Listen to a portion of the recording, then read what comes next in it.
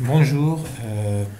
Donc ici on va voir la solution de l'exercice numéro 9 de la série numéro 4, de la série numéro 3 pardon, pour l'année 2016-2017. Donc c'est un exercice de base d'algorithmique. Dans cet exercice, il y a 4 questions. Il faut faire 4 algorithmes et 4 programmes Pascal. Donc chaque question, on fait l'algorithme puis le programme Pascal. Donc, c'est un exercice très important en termes de concepts de base qu'il contient à l'intérieur. Il faut les comprendre puisque c'est la base de l'algorithmique. Et dans notre cas, pour première année ST, la programmation en Pascal. Donc, l'exercice numéro 9, la question, bien l'énoncé de l'exercice numéro 9 est comme suit. Donc, écrire l'algorithme et le programme pour chacune des questions suivantes. Donc, la première question, on doit écrire un algorithme qui permet de lire un nombre réel quelconque, calcule et affiche sa valeur absolue et son carré. La deuxième question, c'est calculer la surface et le périmètre d'un cercle et les afficher. Donc, on doit déclarer pi ici comme constante. La troisième question, on doit faire un algorithme qui permet de réaliser la permutation en mémoire de deux variables x, y. Et le dernier, c'est comme le troisième, c'est la permutation, mais dans ce cas-là, trois variables x, y, z. On va expliquer le principe après. Donc, on va commencer par la première question. Donc, on veut faire un algorithme qui permet de lire un nombre réel. On calcule et on va afficher sa valeur absolue et son carré. Et après, on va faire le programme Pascal et on va l'exécuter pour voir le déroulement côté machine. Alors, donc, pour la première question, on doit lire un nombre réel, ça veut dire introduire un nombre réel. Donc, on a une variable d'entrée. Donc, soi-disant, on va nommer cette variable x. Donc, x, c'est une variable d'entrée. Et on veut calculer, le résultat qu'on veut calculer, c'est la valeur absolue et son carré. Donc, ici, il y a deux résultats. Donc, dans cet algorithme, il y a une variable d'entrée, c'est x, et deux variables de sortie, les résultats, c'est la valeur absolue, par exemple VA, et le carré, c'est C. Donc, on va schématiser ça sous forme de... sous forme de boîte noire. Donc, ici, c'est l'algorithme, donc la partie traitement. Donc, la partie traitement de l'algorithme, c'est une boîte noire.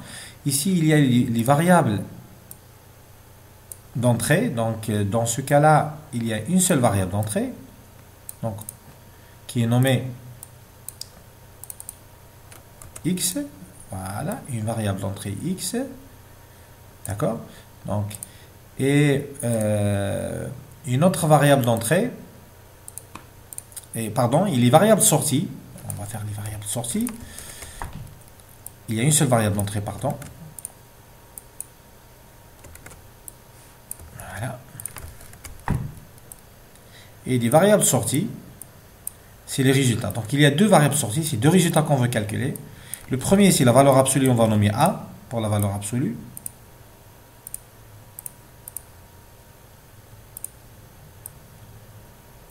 Et le deuxième, c'est... Pardon. Et le deuxième, c'est le carré, on va nommer par exemple C. Donc voilà le schéma de notre algorithme. C'est bien de schématiser toujours l'algorithme sous forme de variables d'entrée et de variables de sortie. Donc ici, au minimum, nous avons trois variables. X, A et C. Donc X, c'est un identificateur pour la variable d'entrée. Et A et C, c'est les identificateurs des variables de sortie. Donc ici, il a précisé que la valeur qu'on doit lire, c'est un nombre réel. Donc X, il faut le déclarer réel. Donc logiquement, question mathématique, si x est réel, donc sa valeur absolue, elle est réelle. Donc c'est logique. Donc A, il est réel. Si x est réel, donc son carré, il est réel. Donc C, il est réel. Donc voilà, comme ça, on peut déclarer nos variables. Donc qu'est-ce qu'on va faire? On va écrire l'algorithme dans cette partie-là. On va écrire l'algorithme qui schématise qui reflète le schéma des entrées et sorties que nous venons de faire. Voilà, on va écrire l'algorithme. Voilà. Alors, je vais insérer ce que nous appelons un text box. Voilà. C'est beaucoup mieux. Donc on va écrire l'algorithme. Je vais faire les bordures, c'est mieux. Algorithme, on va écrire. Pardon. Voilà.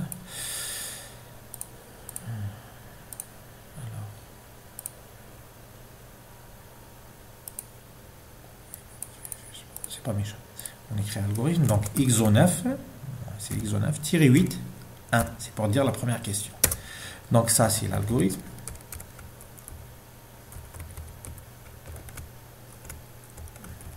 Voilà.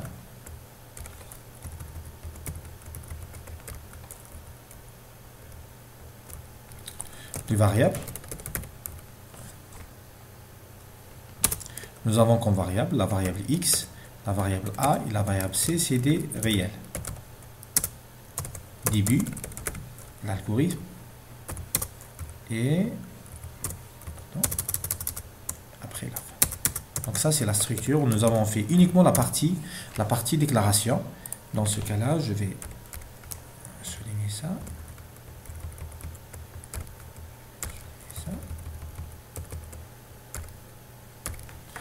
Donc je vais changer la police pour que ça devienne. Je vais utiliser mon eau. Ça s'appelle déjà.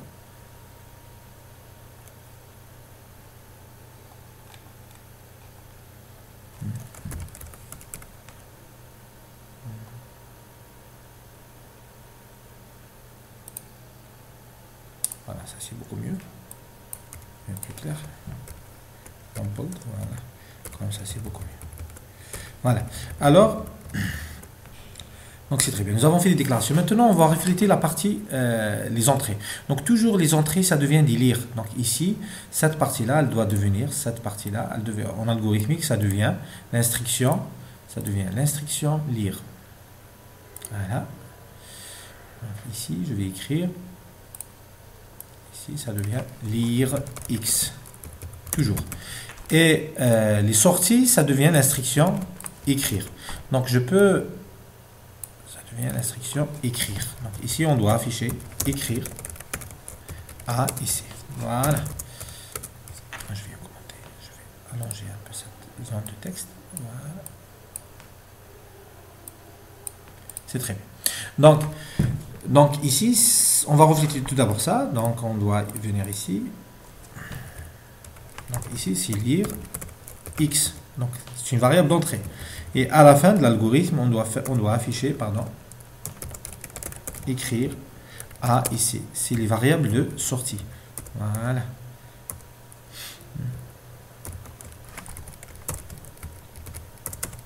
Voilà, je peux faire. Entre les deux, qu'est-ce qu'il y a? Il y a la partie traitement. Donc ici, la partie traitement, c'est quoi? C'est une, tout simplement, on doit la déduire par rapport aux formules mathématiques. Donc, comment calculer la valeur absolue et comment calculer la valeur absolue et comment calculer le carré. On va faire les formules mathématiques, c'est très simple. Donc mathématiquement, on écrit que A égale la valeur absolue de x. Donc, ici, en Pascal, on a vu l'exercice sur les fonctions, les fonctions prédéfinies. Donc, on n'utilise pas le symbole de barre ici pour faire la valeur absolue. Donc, tout simplement, on doit faire A reçoit ABS de x. Donc, ici, c'est une égalité mathématique. Donc, C égale le carré. C égale le carré de x. Je vais faire ici x fois x, ou bien x point x, pour dire, ou bien multiplication. Donc voilà. Donc comment on va traduire ça? Les équations mathématiques, c'est des équations mathématiques, ça devient des affectations. Donc A égale, ça devient A reçoit ABS de x. Et B reçoit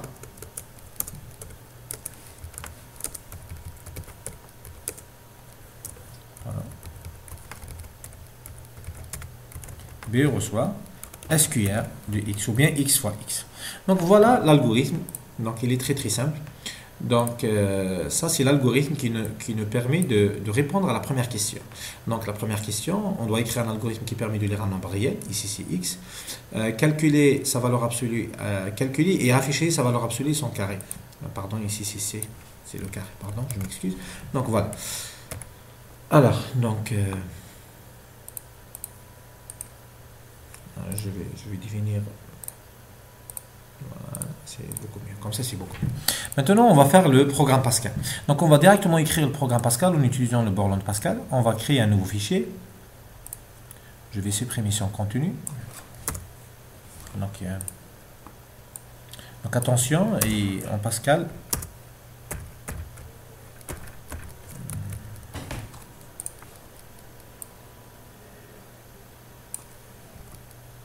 je ne sais pas pourquoi il fait ça.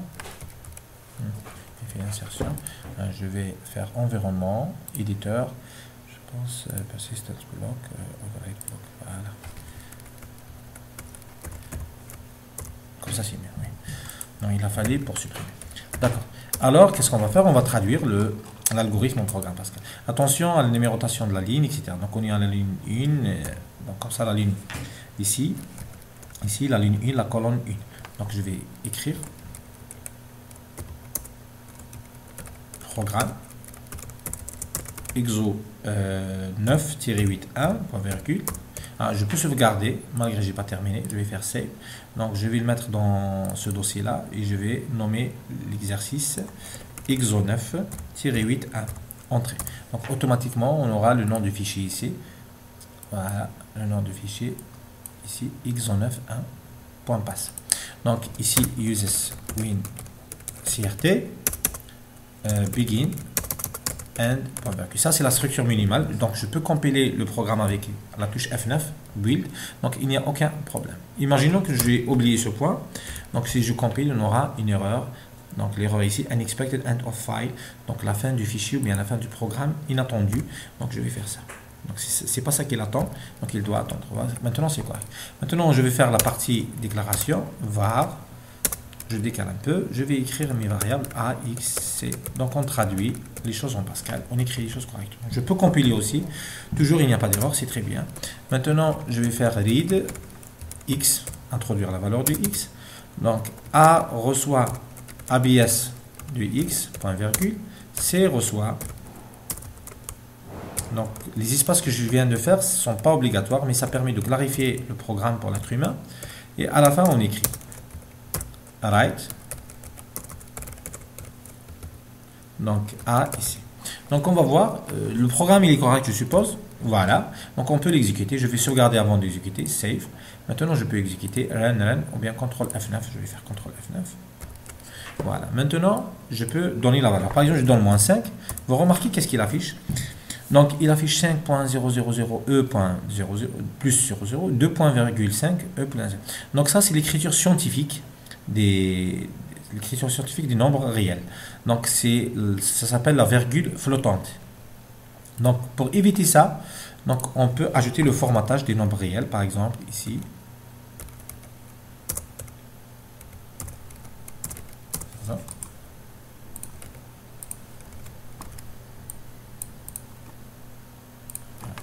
Qu'est-ce qu'il est en train de faire? A 2.2. Et ici, je vais éloigner des caractères, deux chiffres après la virgule. On va voir, je vais sauvegarder, save. Et ici, j'exécute. Je donne la même valeur que tout à l'heure, -5. On va avoir 5.00 et 25.00. Donc, vous remarquez ici, dans l'exécution, dans la fenêtre d'exécution, il y avait, je refais pour expliquer, donc il y a un curseur qui clignote. Donc, le curseur qui clignote ici, c'est l'instruction read. Il attend la valeur. Donc, on doit donner une valeur. C'est pas suffisant, puisque la valeur, elle est toujours, elle n'a pas été mise dans l'espace mémoire de X. Pour valider la saisie, il faut faire entrer. Dès qu'on fait entrer, l'instruction read est débloquée, ça veut dire elle a été exécutée complètement. On vient ici pour faire les affectations et on fait write, c'est séquentiel, c'est automatique. Donc, une autre remarque, si vous faites ça, la réponse, si vous faites cette réponse, la réponse elle est correcte 100%.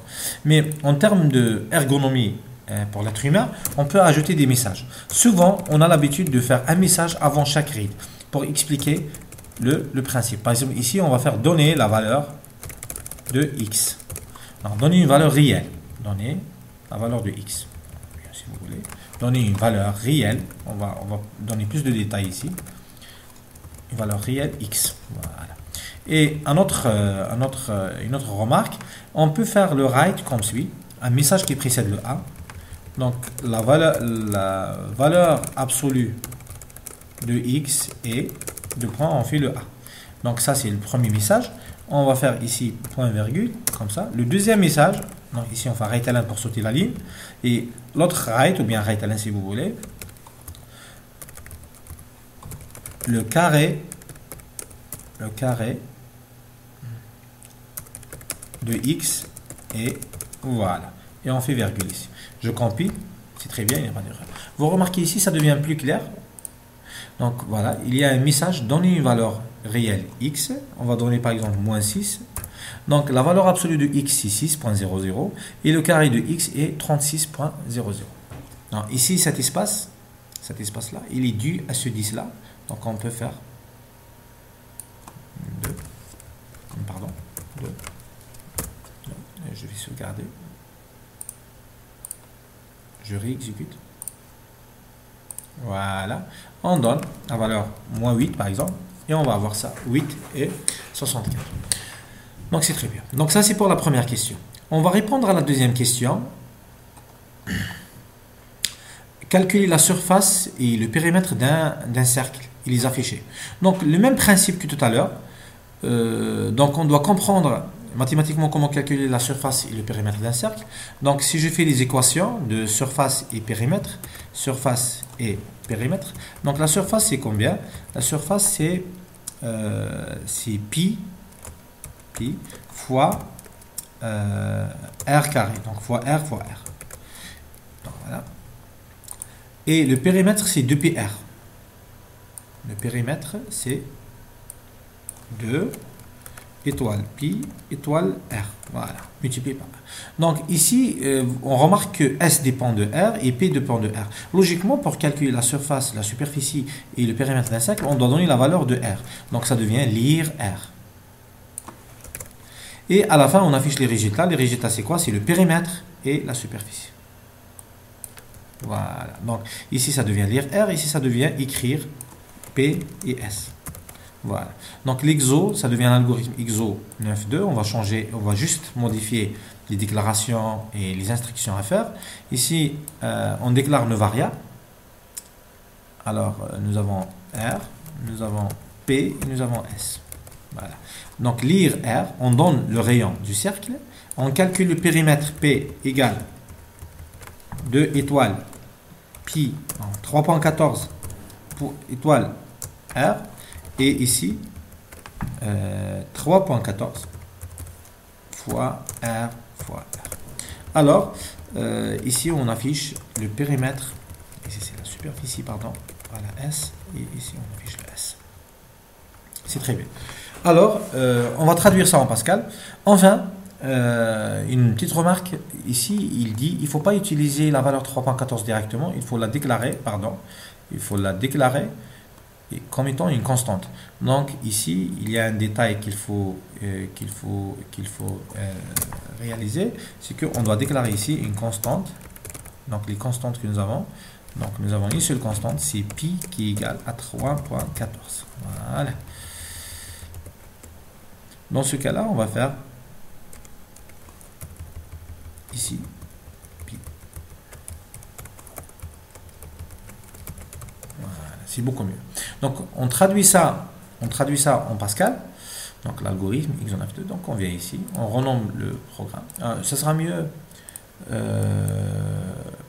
si vous voulez. On va faire save as.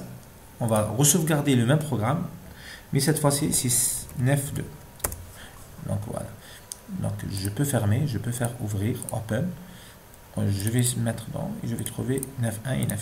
Je rouvre 9.2, je trouve ce qui a été fait. Je modifie les paramètres, je modifie les. Donc en Pascal, comment déclarer une constante? En utilisant le mot-clé const. Donc const pi égale 3.14. Pardon, le vernis n'a pas été allumé. 3.14. Chaque instruction en Pascal se termine par point virgule. On déclare les variables que nous aurons besoin. R, le périmètre P et la superficie S. Donc si je compile, on aura une erreur logique pour le X.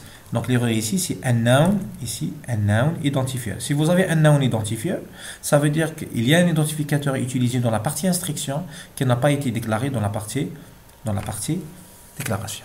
Donc dans ce cas, X il n'y a pas. Donc qu'est-ce qu'il y a à sa place? Il y a le R. Donc Si je recompile, il y aura une erreur, la même erreur, le même type d'erreur pour le A. Donc ici c'est le périmètre, ici c'est la superficie. Donc le périmètre c'est 2 étoiles pi étoile R. Et la superficie c'est P étoile le carré de R. Voilà. Donc je recompile. Il y aura une autre erreur ici. Ici c'est P, c'est le périmètre. Ici c'est la superficie. Donc ici je change les messages. Je vais agrandir ce programme. Donc donner le rayon R. Le rayon R. Ici la superficie. Ou bien le périmètre. On va changer la nature du message. Le périmètre est. Ici la superficie est égale à S. On va tester le programme. On va donner le rayon 3,5. On fait donc le périmètre c'est 21,98 unités et la superficie c'est 38,46 unités carrées. Voilà, donc c'est très simple et ça ressemble beaucoup à la première question. Ce qui change c'est la logique, mais le principe c'est le même. Il y a une variable d'entrée et deux variables de sortie. En plus, nous avons fait une déclaration d'une constante. Voilà. La troisième question, réaliser la permutation en mémoire de deux variables x, y. Donc dans ce cas-là, on voulait faire une permutation de deux variables x, y. C'est quoi la permutation? C'est échanger leurs valeurs. Par exemple, si x égale à 5 et y égale à 10, on veut avoir x à la fin, x égale à 10 et y égale à 5. Ça veut dire on échange leurs valeurs. Donc dans ce cas-là, il y a deux variables d'entrée. Il y a la variable x, il y a la variable y. Voilà. Donc deux variables d'entrée. Donc dans ce cas, le programme il devient, les variables d'entrée, pour les variables d'entrée, on aura l'instruction lire x, y. À la fin, on veut afficher les mêmes variables x et y. Donc c'est les mêmes variables d'entrée, c'est les mêmes variables sorties. On peut avoir ce cas dans l'algorithmique. Donc à la fin, on doit écrire x, virgule y. C'est très bien. Donc on peut faire les choses ici. X et y. Donc c'est les mêmes variables d'entrée. Lire x, y. Et à la fin, c'est les mêmes variables de sortie. Donc on a reflété le schéma précédent. C'est très important de connaître les variables d'entrée et les variables de sortie. Dans ce cas, on n'a pas besoin de la constante. Ici, ça devient 9,3. Et voilà l'algorithme de base. Donc nous avons déclaré les variables nécessaires. Nous avons les entrées et les sorties. Maintenant, comment réaliser la permutation entre x et y? Donc x reçoit la valeur de y reçoit la valeur de x. Ça, c'est ce qui vient à l'esprit. Donc on vient ici pour faire ça, mais on va voir après que c'est pas correct. C'est pas une solution correcte, mais c'est la base de la solution. Je vais vous expliquer pourquoi c'est la base. Ici, je vais faire y minuscule, x minuscule, ça ne dérange pas. Donc si on laisse comme ça, on va essayer de faire ça en Pascal. Donc on va voir. Donc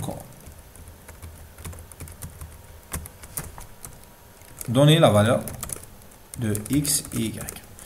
Ici, ça devient lire.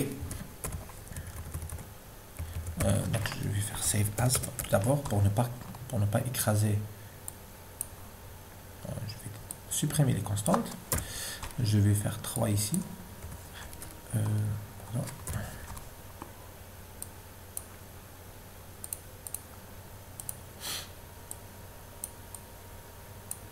3. Nous allons faire file save as. Ici, on va faire la même chose 3. Voilà. Donc, nous avons x et y, deux variables, uniquement deux variables. Pour le moment, uniquement deux variables, on va voir après. Donner la valeur de x, y. On va voir ici la solution que nous avons adoptée, c'est x reçoit y, et y reçoit x. Voilà. Donc, on va faire write. Je vais supprimer cette instruction. Write. Et on va faire ça. Ici, x égale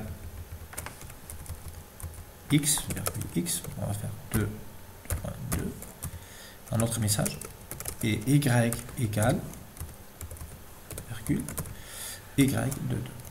On va compiler, je suppose il n'y a pas d'erreur. Donc, si on teste cet algorithme avec le programme qu'on vient d'écrire, donc c'est une traduction directe, sauf que dans ce cas, on a ajouté les messages. On a ajouté un message avant X, et on a ajouté un autre message avant Y. Donc, vous remarquez ici le message, après virgule, après la variable de X. Ça, c'est le formatage de la variable X, puisqu'elle est réelle. Un autre virgule. Tout ça, c'est un autre message, virgule, et la valeur de Y formatée. Donc, on exécute. Je sauvegarde, save, on exécute, donc je donne la valeur de x, y. Je donne 5 et 10. Normalement, on doit avoir après 10 et 5. X égale à 10, y égale à 5. Malheureusement, on trouve x égale à 10, y égale à 10. Qu'est-ce qui s'est passé? Où il y a l'erreur? Tout simplement, la valeur x, la valeur 5 qui était dans x, elle a été perdue. Pourquoi? Donc, l'explication est très simple. Donc, si on fait x reçoit y, dans ce cas-là, ce qui est dans x, il est perdu. Donc après, si on fait y reçoit x, c'est la même valeur de x qui sera mise dans y. Donc qu'est-ce qu'il faut faire à votre avis pour résoudre ce problème? L'idée, elle est très simple. Donc avant de faire x reçoit y, avant de faire cette permutation, on fait quoi? On va mettre x dans une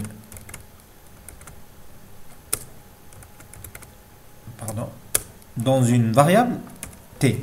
On déclare une variable t qui va contenir la valeur de x. Donc cette fois-ci, la valeur qui est dans x, elle est sauvegardée dans t. Et comme ça, on peut mettre cette affectation maintenant. On peut réaliser cette affectation. On peut tolérer la perte de la valeur de x. On peut écraser x par y. Et à la fin, y reçoit t. Donc voilà la solution qu'il faut faire. Donc il faut ajouter une variable t. Et vous remarquez t, c'est une variable qui n'a pas été lue. Donc, ce n'est pas une variable d'entrée. Elle n'a pas été écrite. Ce n'est pas une variable de sortie. Dans ce cas-là, t, c'est une variable intermédiaire. C'est une variable de traitement. On vient ici pour réaliser cette solution. T reçoit x. Maintenant, x reçoit y, y reçoit t.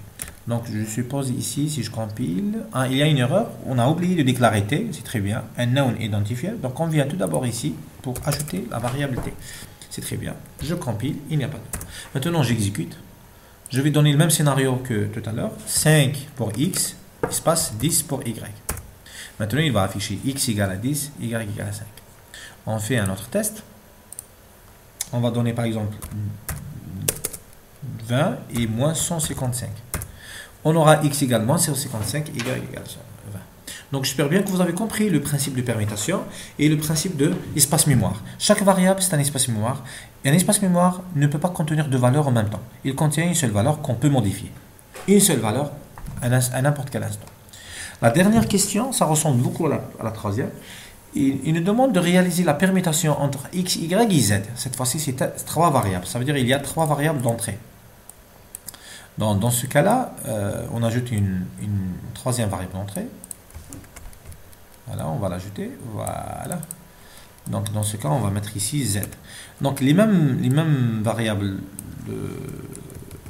d'entrée, ce seront les mêmes variables sorties, puisqu'on veut faire la permutation entre trois variables. Cependant, cette fois-ci, on peut avoir plusieurs schémas de permutation. C'est pas comme tout à l'heure, il y a deux variables, donc il y a un seul schéma. X reçoit y, y reçoit x. Mais ici, on peut avoir, par exemple, x reçoit y reçoit z, z reçoit x. On peut avoir x reçoit z, z reçoit y reçoit x, etc., etc. Donc il y a plusieurs possibilités de permutation. Pour cela, dans l'exercice, il a précisé quelle manière. Donc la manière qu'il faut respecter pour faire la permutation, il vous demande que la valeur de x passe dans z, ça veut dire z reçoit x. Celle de y passe dans x, ça veut dire x reçoit y. Et celle de z passe dans y, ça veut dire y reçoit z. Donc, voilà. Donc ici, nous avons trois variables d'entrée et trois variables de sortie. C'est les mêmes variables d'entrée et les mêmes variables de sortie. Donc l'algorithmique, il devient lire x, y, z. Ici, afficher x, y, z. Voilà, donc on va essayer d'écrire ce qu'il a dit. Donc, la valeur de x passe dans z. Donc, z reçoit x. Passe dans z. Celle de y passe dans y. Donc, de telle sorte que la valeur de x passe dans z. Z reçoit x. Celle de y passe dans x. Voilà, c'est exact. X reçoit y. et celle de Z passe dans Y. Z passe dans Y. C'est très bien. Donc ici, il faut faire attention. Comme tout à l'heure, il y a le risque ici, c'est quoi? C'est de perdre la valeur de Z.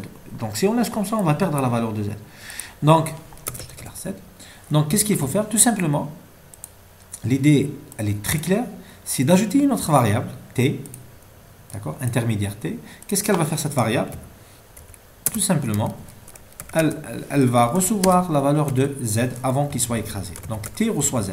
Donc T, il permet de sauvegarder la valeur de Z avant l'écrasement. Maintenant, on peut faire Z reçoit X, X reçoit Y, et Y reçoit, réellement c'est T, c'est l'ancienne valeur de Z. C'est pas Z, c'est T. Donc, on va afficher. Donc, la question, donc le principe, c'est exactement le même.